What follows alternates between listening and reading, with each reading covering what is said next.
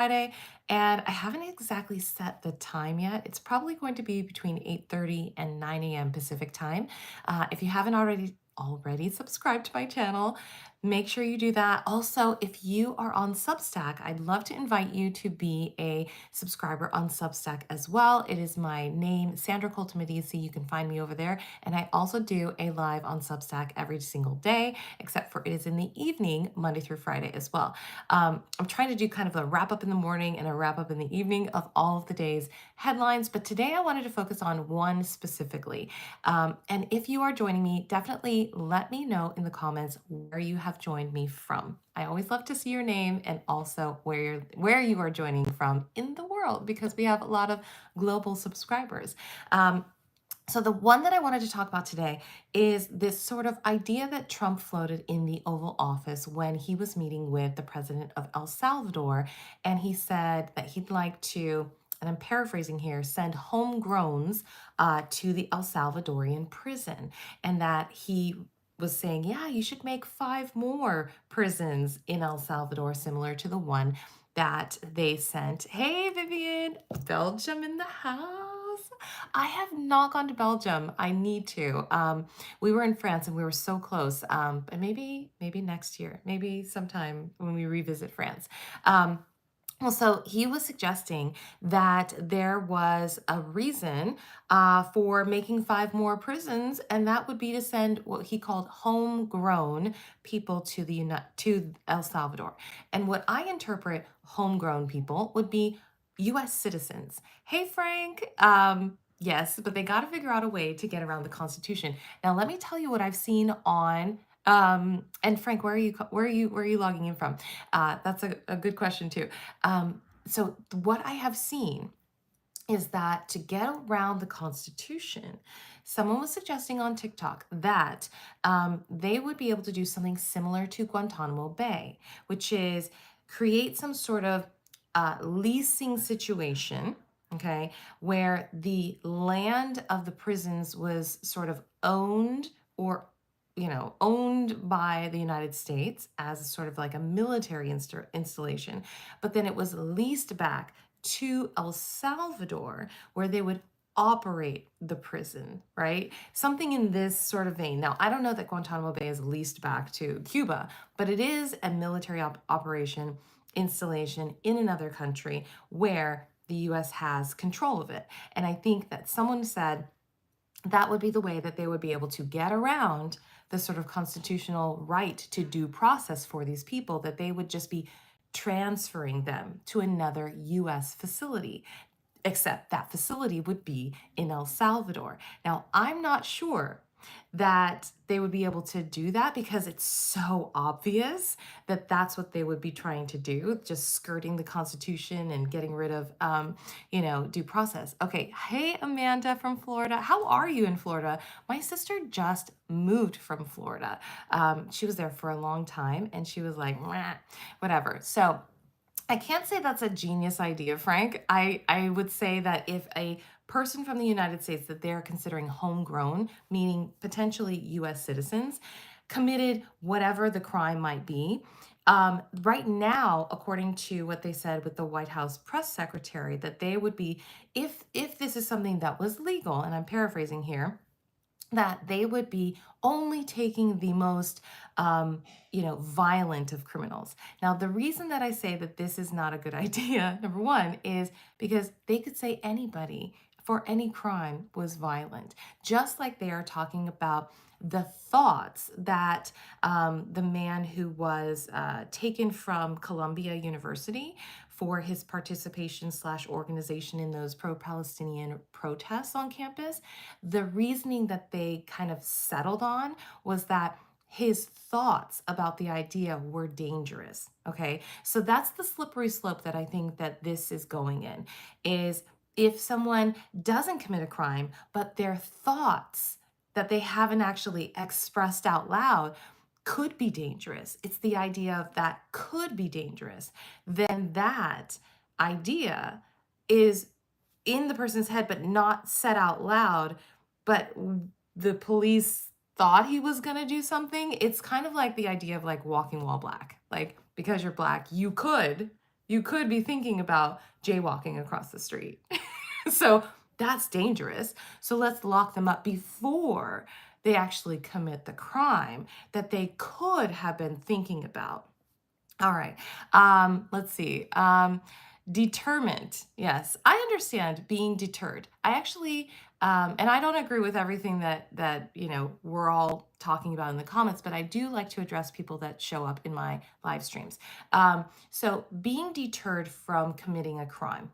Right. The deterrence generally is if you commit a crime and you are charged and you go through the process of being proven guilty, then you will face a judge and face a sentence. And the deterrence is the fact that you could go to jail for certain offenses, right?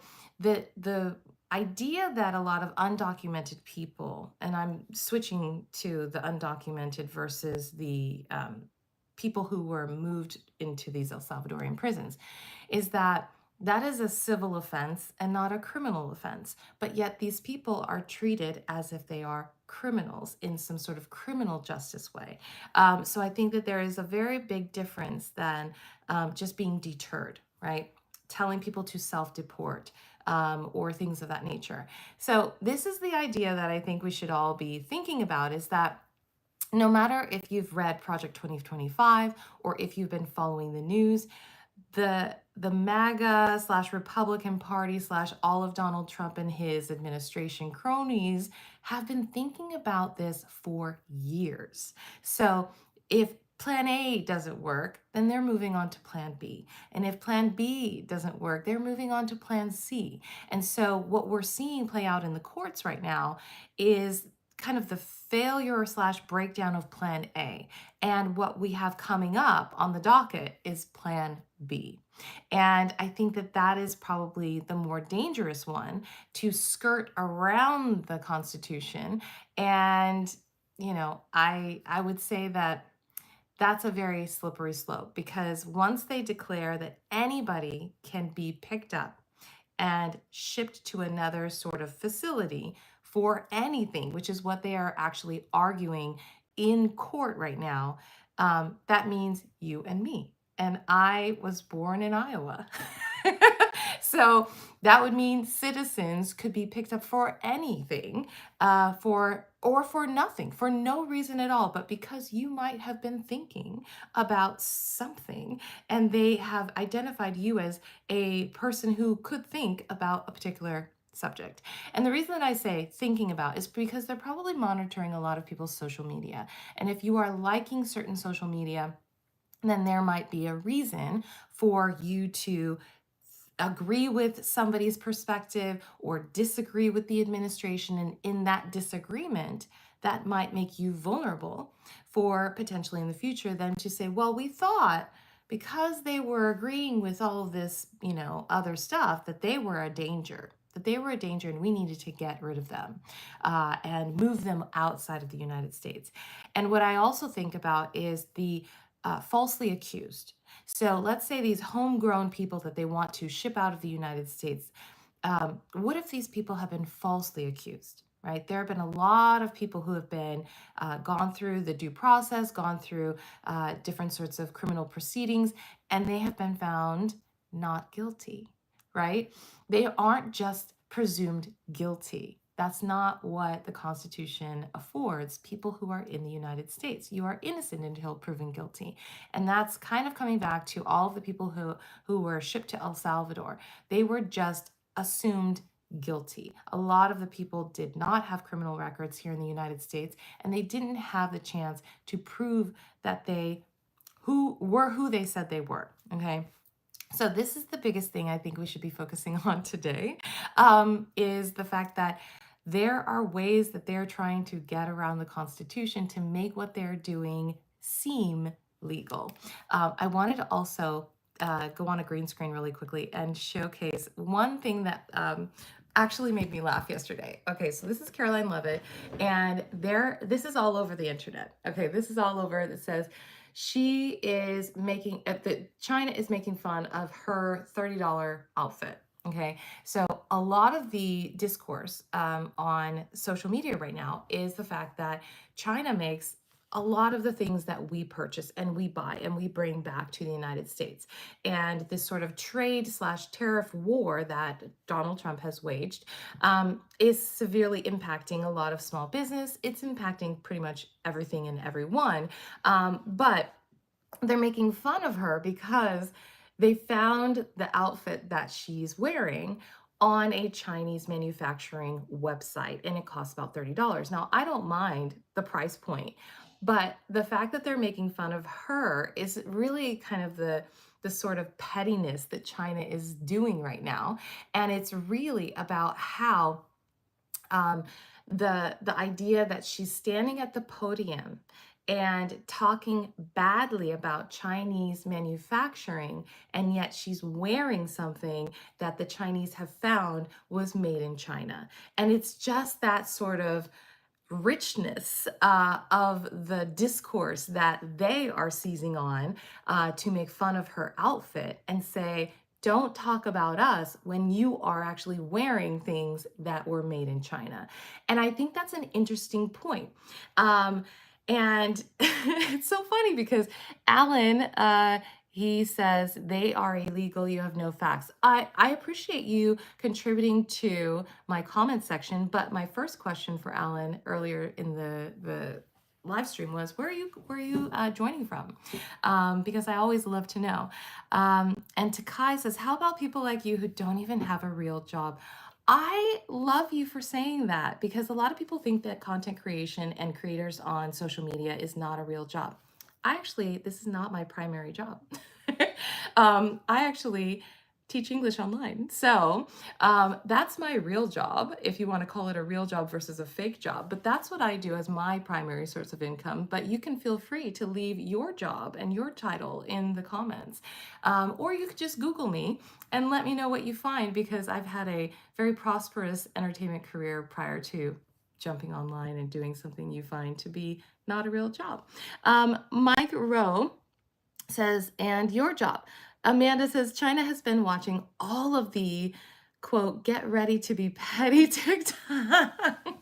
I know. Now, I am not making fun of her for her outfit because, she has plenty of people to do that on TikTok for her.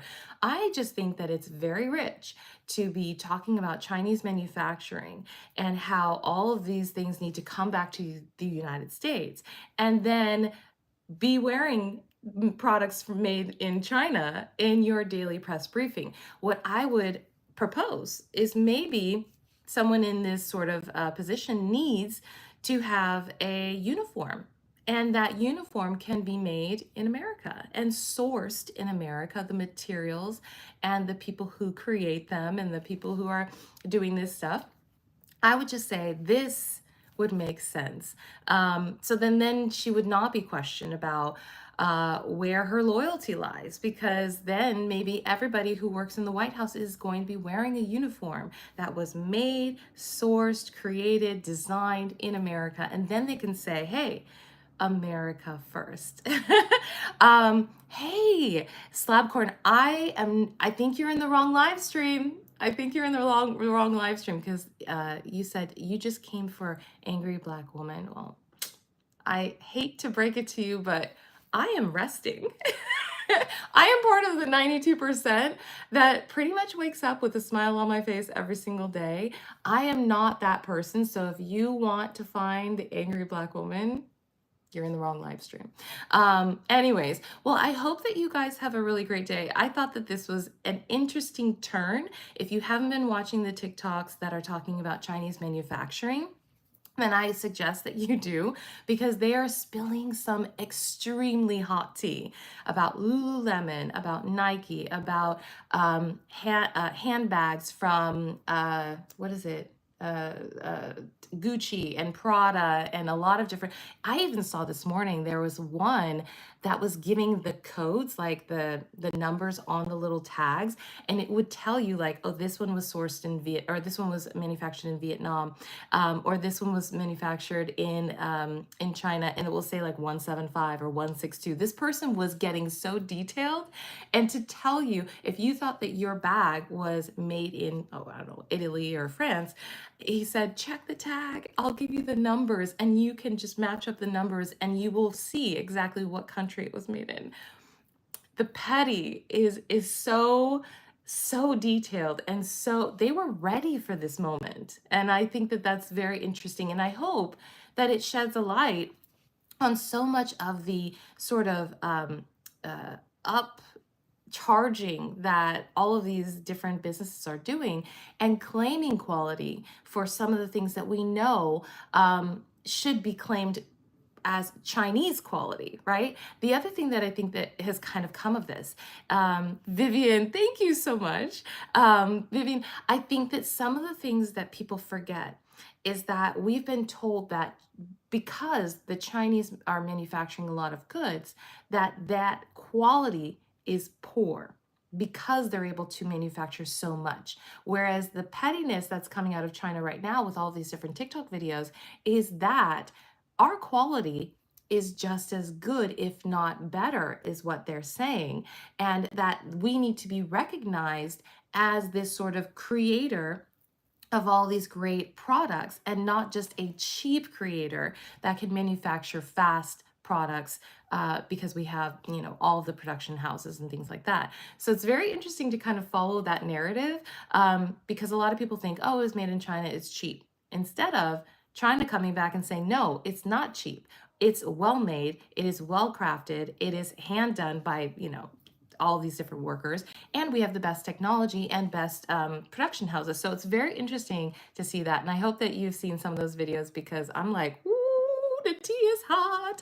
Anyways, if you want to subscribe, I would definitely encourage you to do so. I'm going to start doing some paid live streams also. Feel free to click that, I don't even know if they're here or down here, the like button so that this can be shared out to people and they will watch this as well. I hope that if you have anything that you want to say that you didn't get a chance to say during the live stream, leave a comment. I always love to talk to you guys in the comments as well. And if you want to subscribe to my membership here on YouTube, you certainly can. I would love to see you there as well. I do a lot of stuff in the community, and I'm trying to do that more and more and more. Join me later today. I always, like I said in the top of this live stream, I always am trying to do a live stream over on Substack as well. And I will see you guys on the next one. Have a great day, guys.